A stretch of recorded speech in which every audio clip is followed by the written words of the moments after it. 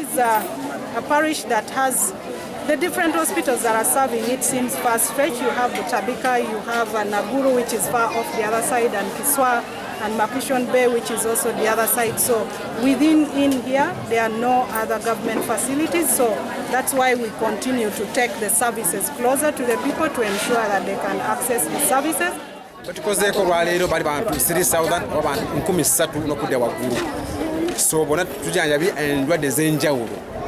Ensonga z'amaaso, ensonga z'amannyo, family planning, ensonga za hepatitis B, ensonga z'emitwe oba mental illness oba mental health, ensonga za safe male circumcision oba okutayirira abaana, okugema abaana, okudowinga abaana oba abaana ruuka,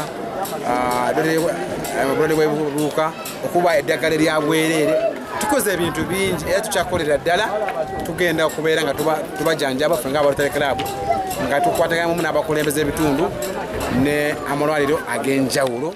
Ate ne bulijjo na bulijjo obanga osobola okukwata sekita y'obulamu kitegeeza naffe bakulembeze tuba tusiima nga tuli basiimu nnyo.